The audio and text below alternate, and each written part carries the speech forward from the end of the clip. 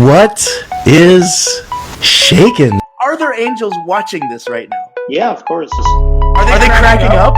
Yeah, they're having a blast. You can't escape the pull of the golden mic, sister. I'm hiding my authenticity. Get butt naked, look yourself in the mirror and tell yourself your story matters. This is my place. My place is to highlight amazing freaking people. I'm gonna go a shimmy! What is shaking?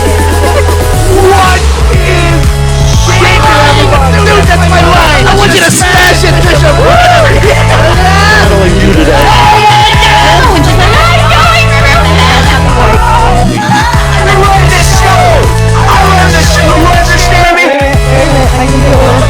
I'm so excited that my folks are not watching the show right now because they totally get on my case to go back to school and get my med school degree. The golden mic rhyme! Did you think that was gonna change Luxembourg? I want you to crumple up your notes in front of you. Now we're gonna go and deviate from the script. Toi Sweeney. Remix.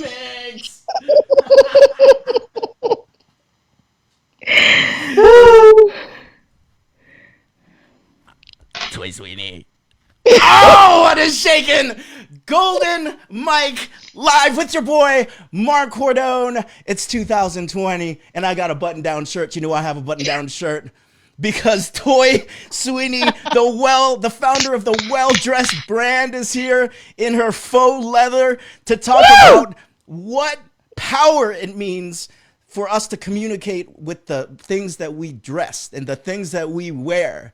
I'm also wearing a button-down shirt because it's a double trouble day here. We have 2 golden mics, so stay tuned because it's the launch of the Joy Revolution. We've been waiting for this, and we have Sean Lee Robin coming on with you later. But first of all, it's 2020. We have Toi Sweeney today. Toi, this is what is like episode 203. You know I have 203 episodes. Awesome. Yeah, you know I have honored. 203. I am. I was stalking you. So that's what I do. But you know how I made it to 203? No, tell me. So I made it to 203 because you cannot cancel me, Toi Sweeney. It's the first you cannot cancel me of the decade. I'll dropped on Toi Sweeney. Now, for those of you who have not met me, my name is Mark Cordone. I am the founder of the Joy Revolution, which launches today. And more importantly, I'm a positive psychology coach. Yes, applause. There's been some people working hard on it. I'm a positive psychology coach, which means this. I'm out of breath from that yelling. I didn't stay in shape over the holidays, which means this. All I ask is 2 questions. How happy are you today? And how much are you living in your purpose? Toi, how happy are you today? And how much are you living in your purpose? Oh, man. I am so happy today. I'm overjoyed, okay, because I get to get up every day and do something that I love, which is talk to people about story and fashion and style and wardrobe and how it's not fluffy. It's not about cheetah prints or leopard prints and just red lipstick. We are building businesses. We got things to do. We got things to do. We got things to do. We got things to wear. And by the way, I told Toi this too. Today's laundry day. That's partially the reason I'm not wearing a printed black wrestling t-shirt today. But Toi, I was waiting on the shirt. I was waiting on the wrestling shirt. I mean, hopefully you'll grill me like I'm wearing a black printed wrestling shirt because I want some styling tips from you today. I got you. But you got me. By the way, George Antropoulos, who is tuning in from Farmingdale, he's gonna be one of the coaches in the Joy Revolution for speaking, is tuning in saying, I cannot believe you fell for it, Toi. You fell right into my trap that you can't cancel me. He can't believe it. He can't believe it. He's giving a thumbs down. George, no, he's not. George, you are watching the wrong show. This is actually Black Barbie and Asian Ken. So I'm going to need you to log off and come back for the Joy Revolution. Oh my God. It's Black Barbie and Asian Ken. You are welcome. I absolutely love that.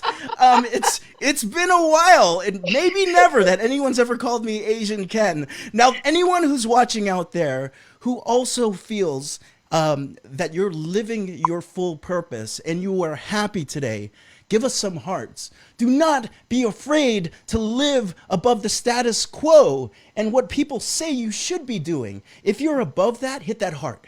Let us know that you're alive. Now, here's another thing about positive psychology.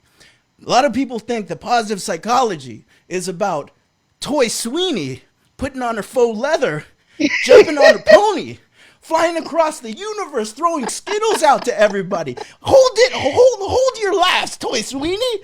I'm just kidding. I was like, wait, it's not?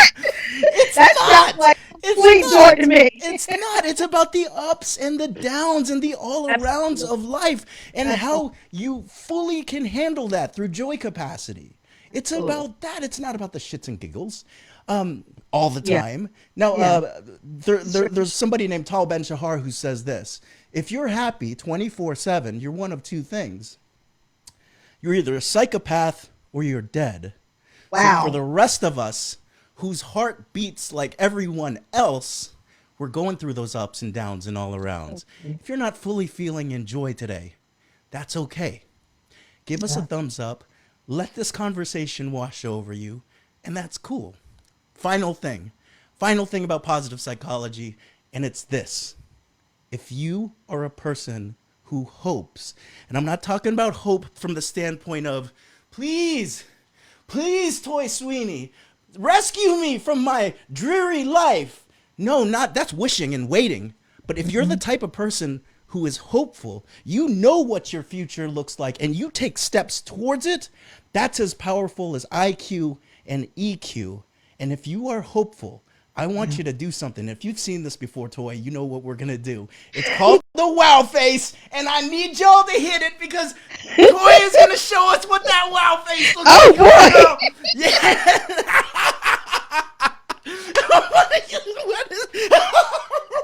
That is one of the most... Can we just, like, every 3 seconds until you make a wow face? Wait, this is my real wow face. I'm like, oh, ow. Oh. But see, then when you're talking about the downs, it's like, wow. Well, let's go there. Let's open it up to your whole story and where you want to go. And so this is the traditional first question to open up every golden mic. And it's this, Toi, what is your story? Oh boy, that is so. So my story is, I've always loved a story. I've always loved the narrative. I've always loved fashion. I've spent so much time over decades. I won't tell you how many, because we all know I look 27. Black don't crack. And Asian don't raisin. Okay. So, okay. I was like, wait, I need to write that one down. Asian don't rate. That's fantastic. I'm holding on to my like boyish looks because like one day I'm gonna wake up and it's gonna look like a bag of wet clothes. So like, I'm happy that I haven't raisined yet. I don't think that's gonna happen. I'm just saying. I've seen your father. It's you. You're good. Good. Oh yeah. Yeah, it's the nachos. It's the nachos. Yeah, that's what I keep. Can I get some air shipped to Philadelphia? Oh, of course. So yeah, I spent a few decades in the retail and fashion industry, and the last 2 decades I spent as a style director working at QVC, where I had the opportunity to be part of the team that dressed all 30 program hosts. And so while I was there, I had the opportunity to kind of lay the groundwork to my own ideas about personal branding and if you wear this, would it affect the bottom line? If you wear this color, would it affect the bottom line? Can you change your perception based on a color, the color of psychology, based on silhouette, just based on pure aesthetics. Of course, we all know we have to work hard, right? You have to kill it. You have to get up and you have to proceed in the most excellent way that you can every day. But I started playing with the color of psychology, and so now it's been 12 years ago. We lost our first child due to a uterine eruption. And so I really was anxious to get back to work. I didn't want people looking at me and feeling sad for me. And just kind of like, and just, because when I first went back to work, some people would look at me and they would just burst into tears. And I got it. It was a horrific thing that my husband and I endured, and it was very, very tough for us. But I needed to get back to work, and so I really had to kind of learn how to change the narrative. So I started to play with the color of psychology. And so what I did for about a couple of months is I didn't wear black at all. And I would just wear turquoise and reds and yellows and blues, and I would just mix color, and I would just be pretty much a walking rainbow anytime somebody saw me. And so one day I was coming around. Did you wear those colors before? No, I kind of stuck with, just like darker colors. I would wear them, but I wouldn't kind of mix them together in a very intentional way. Right. Like, I remember this one tunic that I had like birds on it. It was like gray, all of these different color birds on it, like yellow and teal, and I had this huge, teal scarf on and red hunter boots, and it was like the kookiest, craziest, most creative outfit, that I owned at that time. And I remember going to work, and this woman walks up to me and she was like, "You look so happy." And I thought, oh my gosh, this works. Now, did you feel happy on the inside? I didn't really feel happy in the inside. Yeah. I was still grieving, and so I felt better, but I wouldn't say that I was waking up every day, because at that point it had probably only been maybe 3 months, and so I was still very much into heavy grief. But I wasn't gonna sit home, and do what? There was no baby here, and so I really didn't have a reason, and so I like to get up and kind of put my big girl panties on and get back out there. For me, that's just the best way to kind of process that. And so that was what I was aiming to do. I was ready to get back to work. I really wanted to move forward in my career, and at that time there was no upward mobility. There was nowhere for me to go, and so I started thinking, man, I'm really kind of actually stuck in this position and in this career. Like, what am I going to do? And so I started sharpening my skills and just realizing, like, okay, I want to get better at color. So I started researching the color of psychology and what's this thing that people are talking about with personal branding. So I started reading all these personal branding books, and I thought, now what does that have to do with wardrobe? How does that affect clothing? Does it matter? I don't know. So I kind of had these questions, and so that was kind of like the first thing that I did to kind of change the narrative for myself. And so then fast forward to me getting promoted, working really hard, got myself promoted by working. At that time, I was working on one of the highest rated fashion shows at QVC, and before I got promoted, and I had an opportunity to do a lot of to work with a photographer named Carol, and we were like the creative like style directors, right? And so I go, what if I start dressing the models according to their actual personalities? There was one whose name's Brenda. Hey, Brenda. And in her real life, there are just certain things that she wouldn't wear. So I was like, what if I dress these girls in colors that fit them according to their actual style? Like, would it affect the bottom line? And I ended up tripling my salary each week in sales, Wow. And that was just offline, not the on-air sales, because that was all the show hosts. But, just kind of being able to promote this. So I knew that I was onto something. So finally I get promoted. So now I'm dressing the program host, but now I'm set with another challenge. Then now I'm in this higher position, and I don't want to be seen the way that I had been seen, because I was in a different, higher position. And so I said, okay, this is my final try. What do I want to say? Okay, I want to be seen as chic. I want to be seen as the authority, and I want people to come to me as the kind of the authority. So I said, okay, so for the next couple of months, I'm going to kind of basically be a walking billboard, right? Because what you broadcast is what gets received. So I wore a necklace that said chic. I got a bunch of graphic tees that said chic. And I only wore black, gray, navy blue, and ivory. That's it. For the most part, and wear like a lot of color at all, because that in my mind was considered an elegant palette. And so I did that for a couple of weeks, and I'm like, or a couple of months, I'm like, I don't know if this is working, so I stopped wearing it. The very next day, I'm in the bathroom, our vice president comes out of the stall, we're washing our hands at the sink, and she takes a step back, and she looks me up and down, and she says, "You always look so chic." I'm like, shut the front door. Shut the front door. This works. I'm like, this works. I am onto something. I'm brilliant. Evil laugh. Like all of that was like scrolling around my crazy brain. I'm like, holy cannolis, this actually works. So now don't tell me that you were sitting waiting in the stall the whole time for her to come in and then come out. No. It was synchronicities. It was synchronicity. It just happened to come out at this. I would always meet her in the bathroom. It was the strangest thing. And always. And and we would always talk, not while we were going. Yeah. It wasn't potty talk. It was sink talk. Gotcha. Gotcha. Yeah, and so for someone at that level at that time, to notice. It made an impact, and it was working. And so I thought, man, I'm onto something. And so I had just completed. I was on Donald Miller's Story Brand podcast, and so I was like, oh man. And I had done Ryan Roten's podcast, and he was like, my friend Ryan, he's like, you need to write a book. And I'm like, you know what, Ryan? I think I will. So I decided to write Secrets of a Well-Dressed Brand.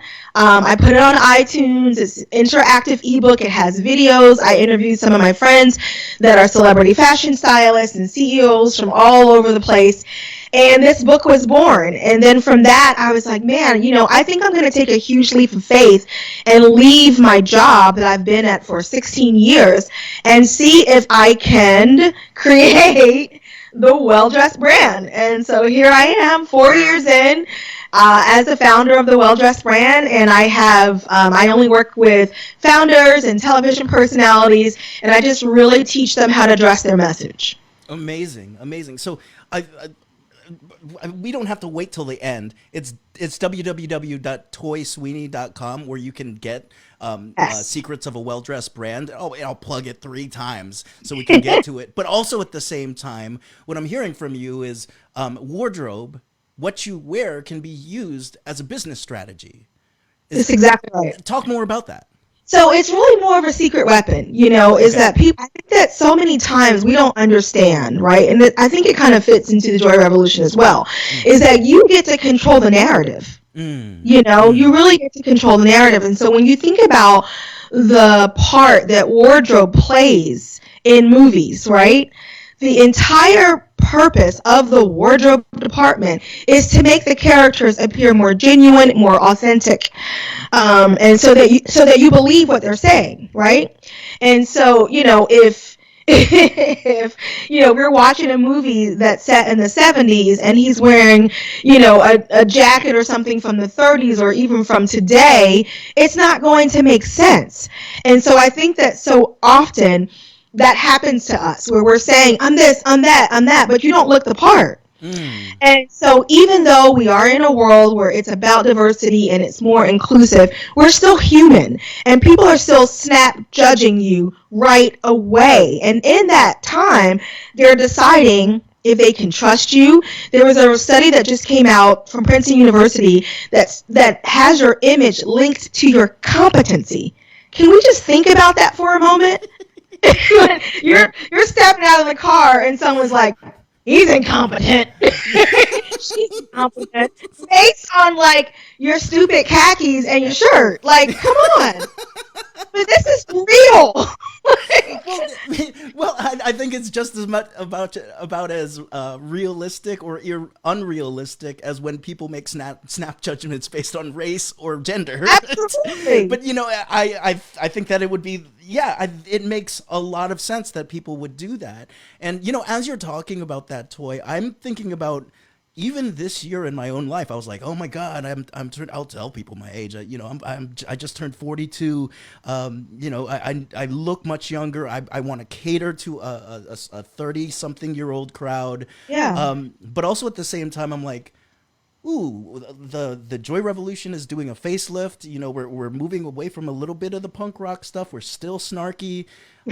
Does this mean that, you know, like I cut the hair and I wear more collared shirts and stuff like that? Because I don't consider myself a well-dressed person, but wearing the t-shirts was something I specifically did when I started my business because I wanted to come off as approachable. And I also wanted to be comfortable when I worked.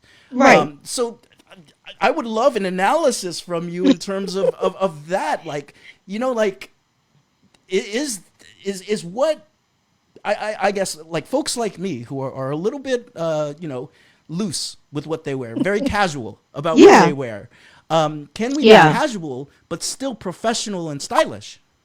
Absolutely. So there's a couple thoughts. Number one, it's a little bit different when you are the founder, and you're part of something that you created, right? Think about Gary Vaynerchuk, right? You know, that fits him. If he all of a sudden showed up in suits, we wouldn't believe it because his brand is singed into our minds of who he is, and what he's about. And so that is really personal branding, right? And Tom Peterson coined the phrase in 1997, or was it 87?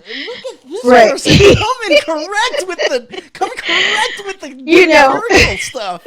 But so like this is what he was talking about. He said that it is high time that we start being the chief marketers of ourselves. And so essentially that's what you did because you were creating a narrative. Now it's different when you're working for a corporation because then you have to fit your brand into their dress code. But to answer your question specifically, so there are studies out there as well. And so what happens with the casual dressing is that in layman's terms, like, and I say that for me, not for you. Oh, I was like, you're brilliant. So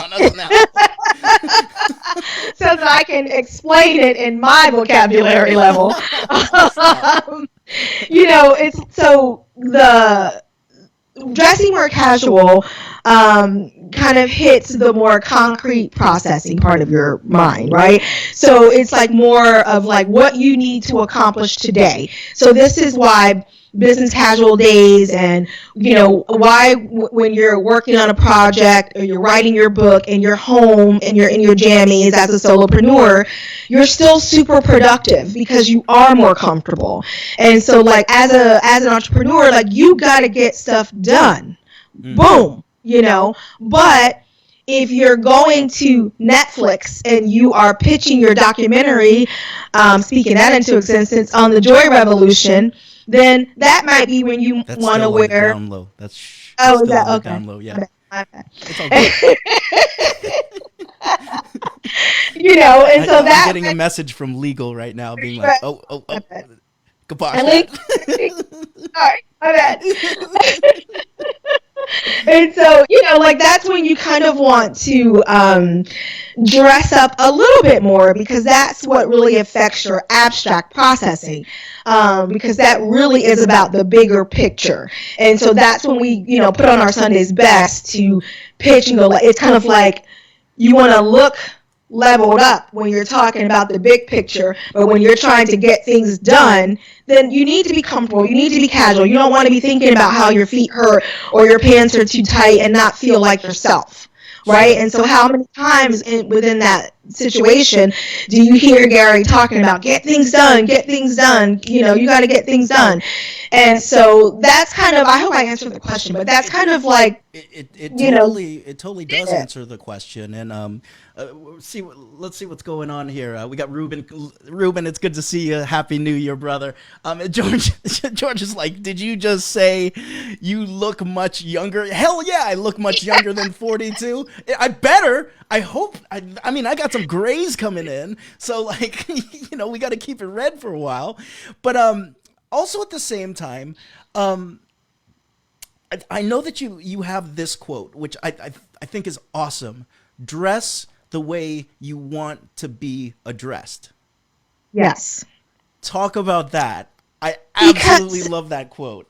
Right, because, you know, again, you get to create the narrative, and I think that so often we think that we don't have control when we are 1,000% responsible for what happens to us and how we react to it.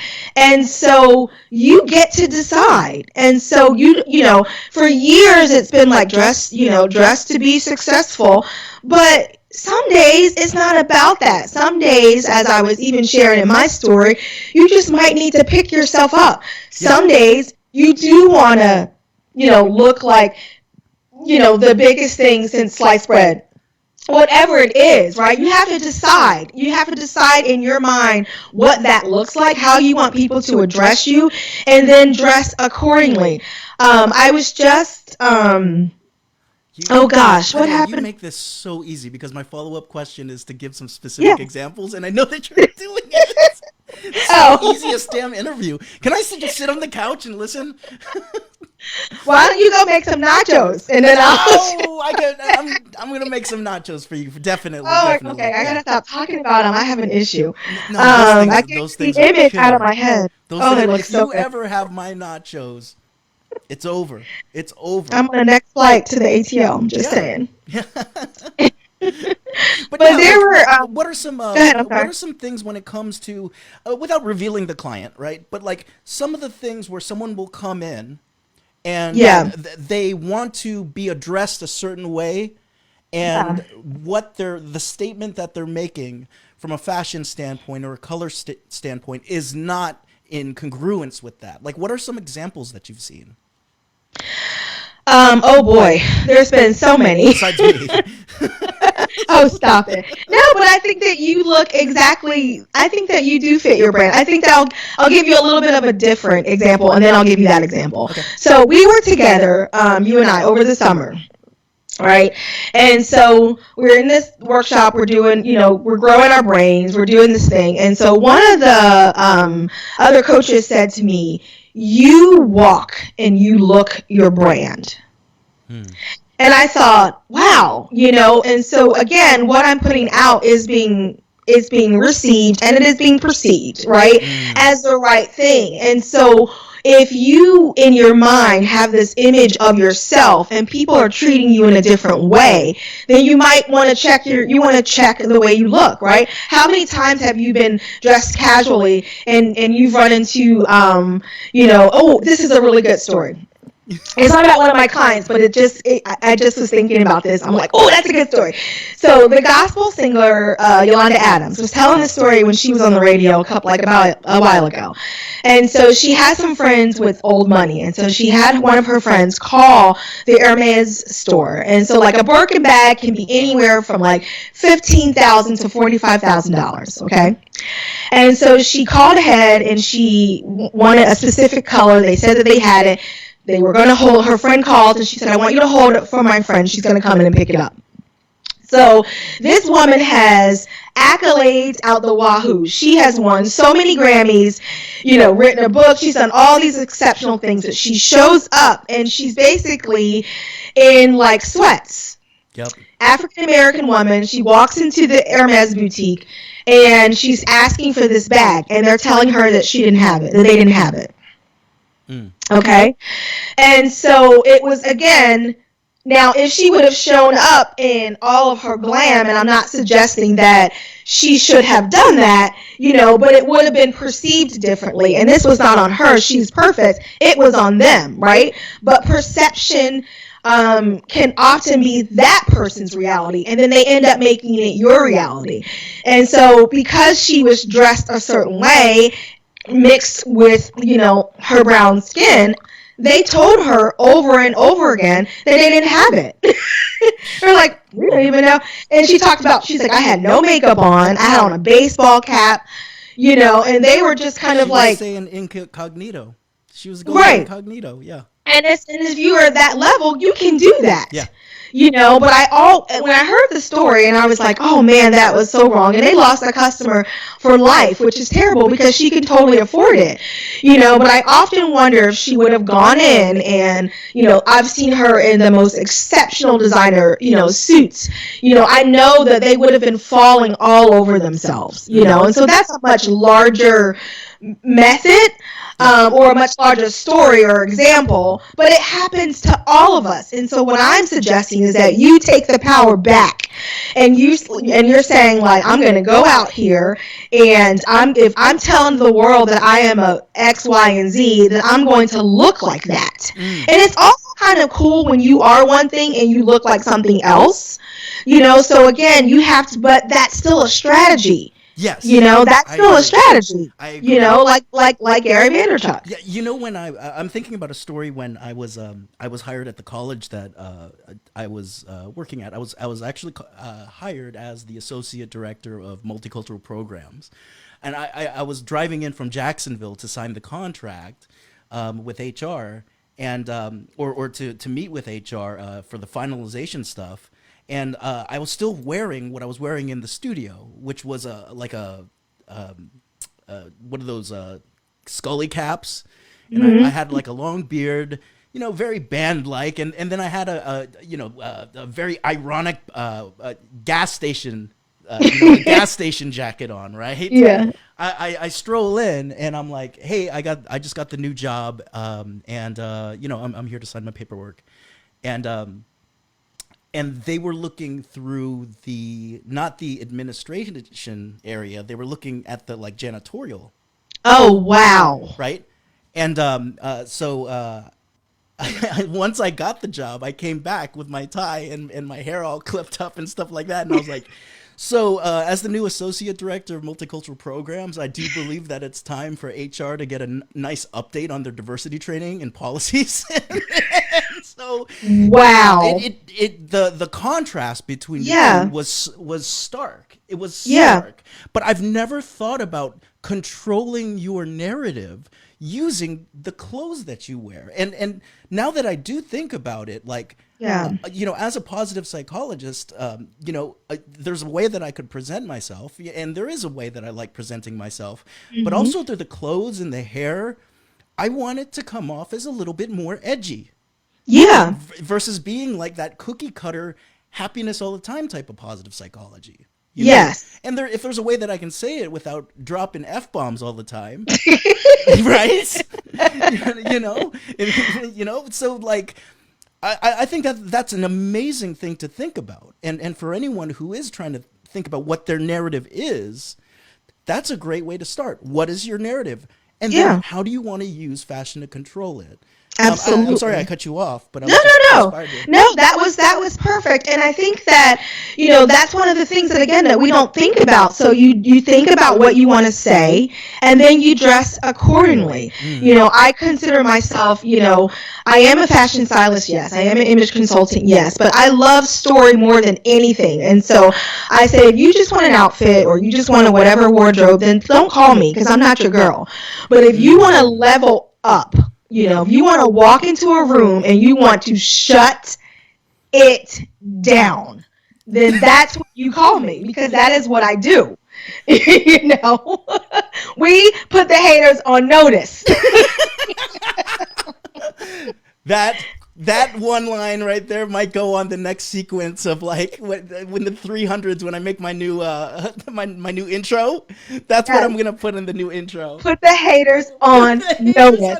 Because today it is going down.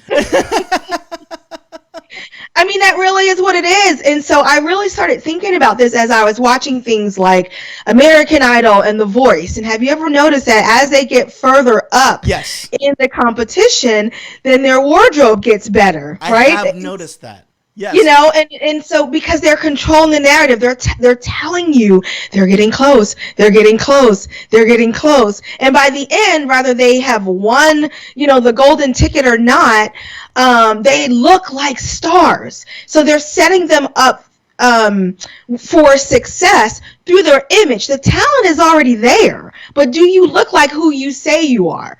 So really, those shows are about. Hey, that's good. Sorry. It's damn good. And I mean, I don't think about the subtlety of it, but like it is so true that as you know, I still remember Kelly Clarkson's when she came in. Yeah. She was a wide-eyed country girl wearing Right. what she wore, and then by the end she was wearing like a full-on gown.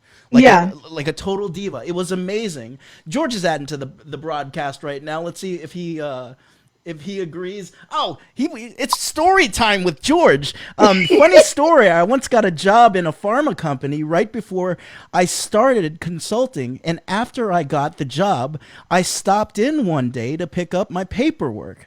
I happened to be running an errand with Pops that day, so I was in jeans, etc. And I was in his truck with him, so I smelled like cigarette smoke. Oh, wow. When I walked in, they said, "You can't see clients smelling smoke like this, sort of smelling like smoke like this." I explained the situation, laughing. The next day, they pulled their offer. It was the stigma that I got. No! The combo of walking in with the jeans, messy, and smelling like cigarettes. Unreal. Damn you and your smoking, Pops! So it is what you were saying. Like people, everyone has experienced this. It's not fair. I'm not saying that it's right, Yeah. but I'm saying that it happens, so you might as well take advantage of it. Yeah. Good, bad, or indifferent. You know, I mean, if you have people, like high school, right? High school's never over. I say that all the time. Listen, that's real. You know it's not. That's why I dress like one of the drama geeks. It's never over. It's so true. It's so true. Right? So what do we all do in high school? We're like, I don't want to be like them, whoever them is, I want to be more like those people, and so I don't want to be associated with those people. I want to be associated with those people. Yep. Right? And so we all do it, and it's the same. So what happens is that you grow up, you get a job, and you get into the workplace, and then what do you have? Those people. Wow. And those. Wow. Right? And you can't, this and that because of the, whatever. And so, that was the way. And so the final tail end of the story was that, with me kind of creating that narrative at work, is I was stopped in the hallway and this woman said to me, I want to, Nadia, that's her name.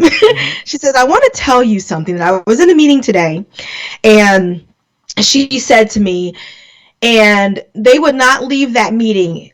Someone said it. There was 3 different people that said on various occasions as we were planning this event, now this is for one of the largest home shopping networks in the world.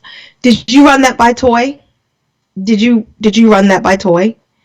Did anybody run this by Toi?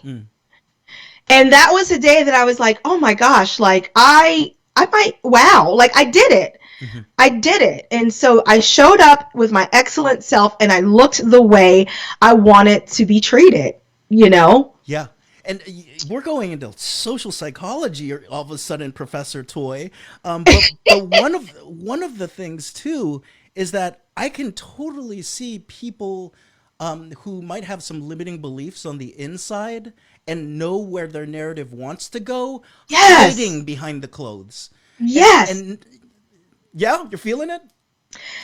Yeah, well, that's right. Gave me a big old yes. That's why I stopped, so you can talk more. No, because that's exactly that's exactly what happens, is that they do exactly that. And so Amy Morin, which I had on my show, The Well Dressed Brand TV, there's a story in her book. Her book is called The 13 Things That Mentally Strong Women Don't Do, and there's the 13 Things That Mentally Strong People Don't Do. And she tells this story about this woman that came in and she's wearing black and her hair is in her face and da-da-da, and she was really struggling socially to connect, and she was lonely, and she was all of these things. And so, what the first thing that she did was she started wearing color, and she got a haircut, and so that, a lot of times for women especially, it's like, if we can get our hair done and our nails done and a pedicure and those things, they just make us feel really good, It's kind of like the whole song, I Feel Pretty. Oh, so pretty. Oh, so pretty. I feel pretty and witty. And Asian. So I wanted to talk to you about this because our guest. I wish that our guest yesterday was on, but now that she's coming back on Monday, I'm going to ask her about this. But she was going to be talking. She was talking about women taking control of shattering their own glass ceilings, or shattering the glass ceiling. And how much do you see a difference in sort of gender in terms of the way that people are controlling their narratives, or the way that people are judging people, based on gender? Like, does being a woman amplify this? Or is it the same for gender?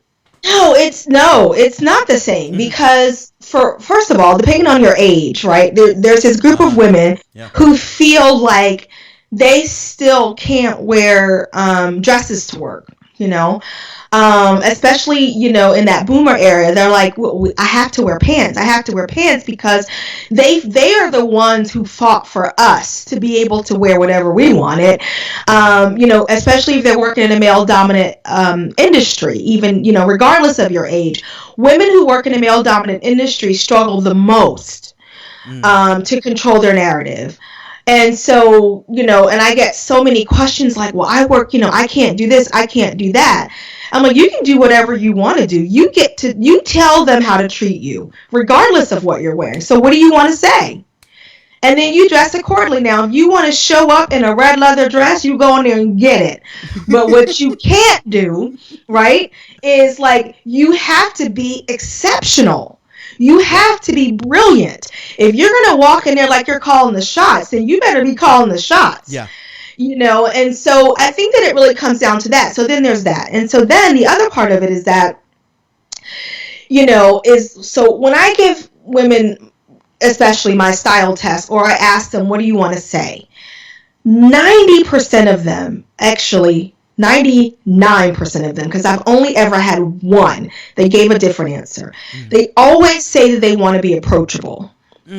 Because as a woman, they don't want to be called this. They don't want to be called that. They don't want to be seen as whatever. And so every single time they always say, I want to be approachable. Like, we all want to be approachable, right? Right. And so for me, my style aesthetic is about power, because I don't believe that power and ambition are dirty words. And so on my social media, there's a lot of pictures, my images are very powerful, and they're in power poses, and they take that. When I talk to people, they're like, I thought you were going to be so mean or so like whatever. And I'm like, no, because I don't need to look approachable. I'm already approachable. Right. You learn that by talking to me. But when I walk in the door, before you learn that I'm approachable, I'm going to put you on notice. Because I don't come to play. I came to slay first. It's all one-liners. I'm just saying. I love it. I'm just saying.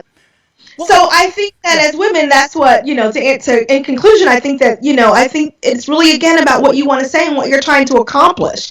And you have to be careful, and color plays such a big part in that, especially the color red, which is the most controversial. Women read it differently than men. That's a whole nother show. But, all of it comes into play. Well, I want to go into that for a second. Let's do it. The psychology of color. Why does color matter? and so there was a period in December I was changing my hair color like every 3 weeks, and it went pink and then it went purple, but it went back to red because that's what resonates with me. And like even when I'm working with the Joy Revolution team, they'll put a new graphic on, I'll be like, red, yes. But I also know that there's different ways of perceiving that. Why does color matter so much, and what is some of the psychology of the different colors?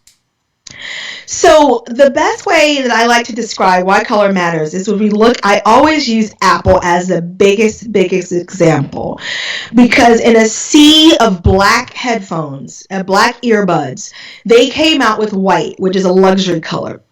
And so white represents hope. And when you think about their think different, right? It's quietly urging you to try something new. When you look at, the political things and with Hillary running, Hillary wore a lot of ivory, a lot of white. I went to the Forbes conference a few years ago, and a bunch of the keynote speakers were wearing ivory suits and ivory dresses, because, especially if there was a relatively new platform. So when you think about the luxury of the packaging of what Apple was going to do when they were launching 10, 20 years later, it was really about what? Think different, be different. Everything was black. Yeah.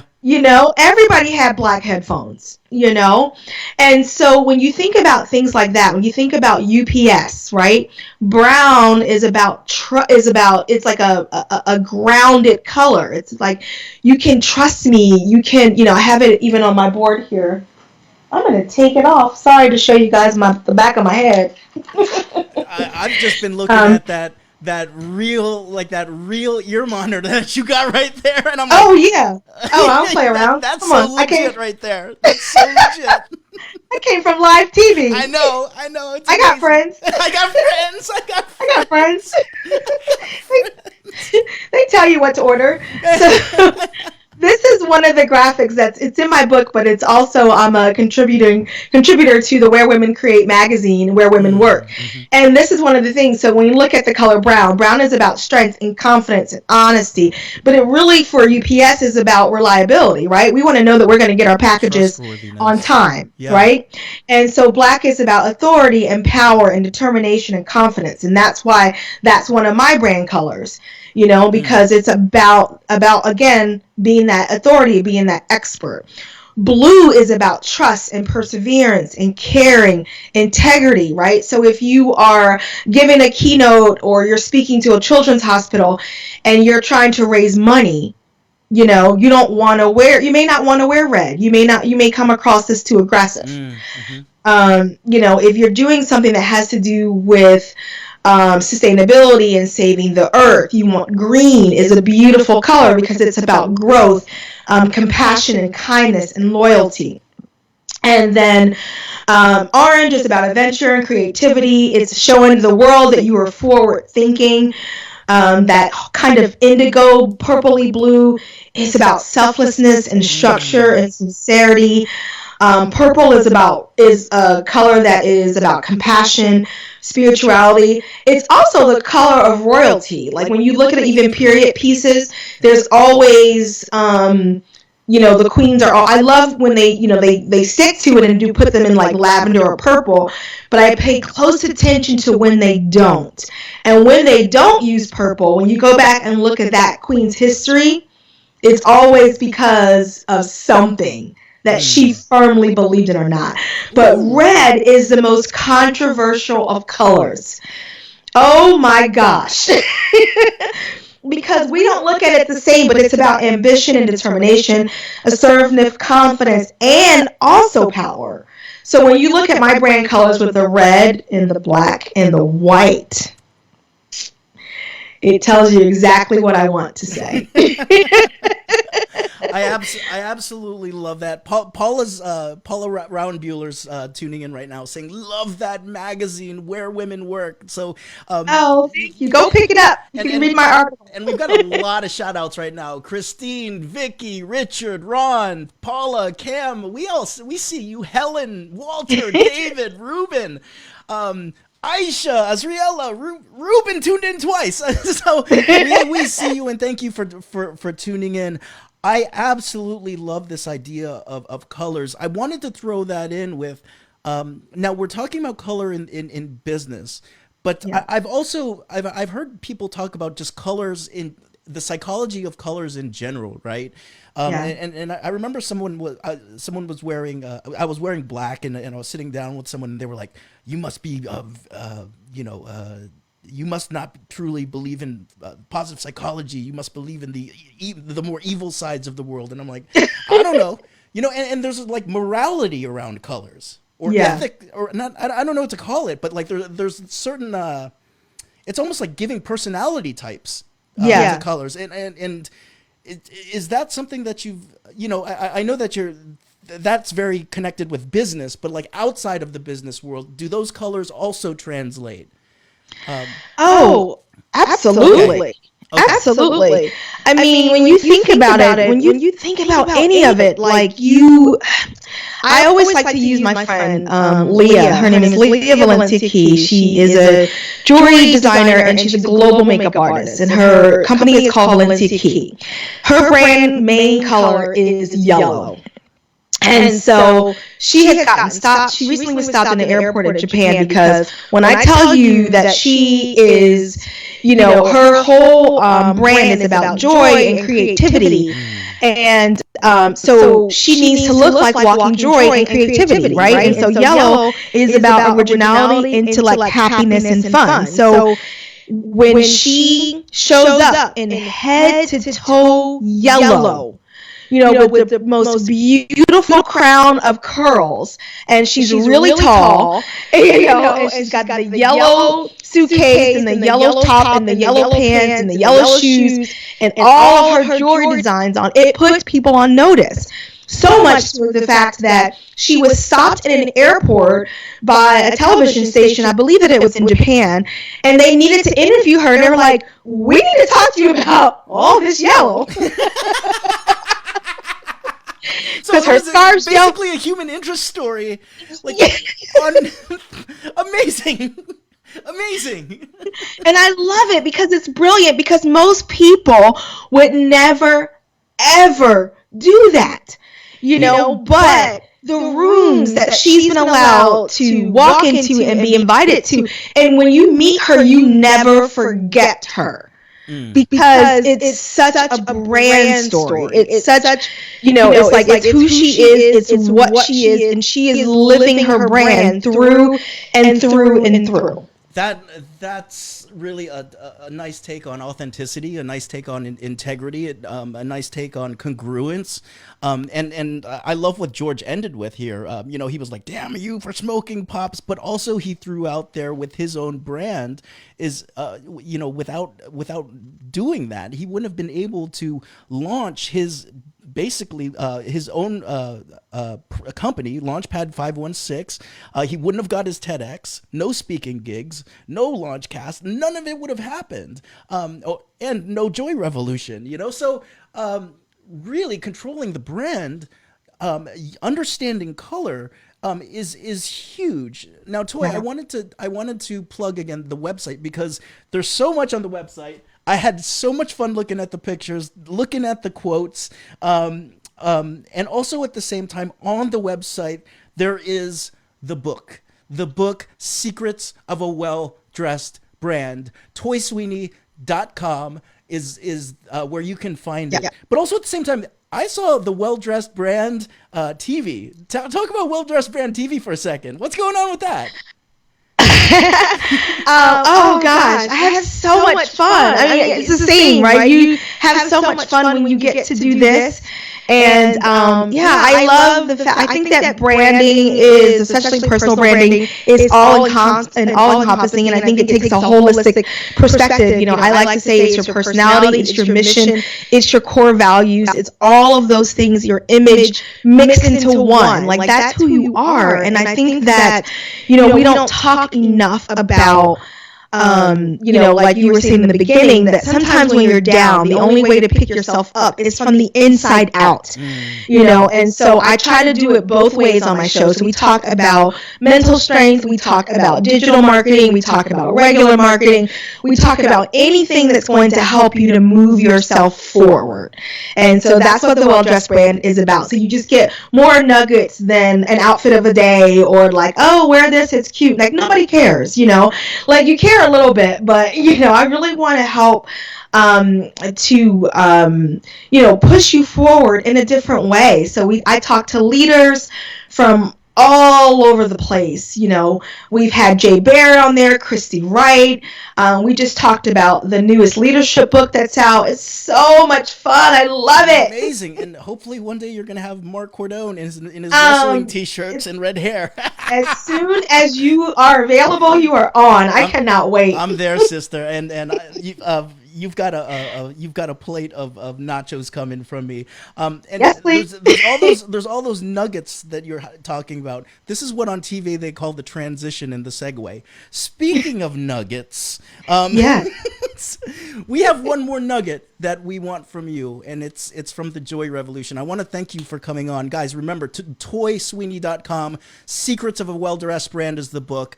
And I want you to imagine, Toy, if you will, as a coach, that there is a golden mic coming down from your ceiling right now, right? Yes. Now, this golden mic has the power to broadcast to every sentient living being across this universe, and it translates into every language. Everyone will be listening. Some won't pick up what it is that you're about to throw down. Some have been waiting for what it is that you're about to say. So Toi Sweeney, your golden mic is live now. Wow, that's good. I would say that The Obstacle is the Way. It's one of my favorite books. The Obstacle is the Way. And so the only way, again, to move forward is through. You have to keep going. You are already exceptional. You are already all the things that you need to be to get to where you need to go. So I'm just simply asking, will you dress accordingly? Will you dress the way you want to be addressed? You need to show up and shut it down. It's up to you. It's your turn. Mama, Go get it. I want you to hold that golden. I want you to feel the weight of that gold in your hand, the queen. I want you to feel the weight. Seriously, I want you to feel the weight of that golden mic in your hand. Hold it. Hold it. It's okay. It's okay. There's no jokes here. Now smash that golden mic, Toi Sweeney, because you just killed it. You just killed it. We gotta have you back. That was so good. So good. Such a good storyteller. So many good psychology bits. You're a little bit more nerdy than I thought, which is amazing. I'm so nerdy. You just told my secret. You are like, it's amazing. I was totally loving it.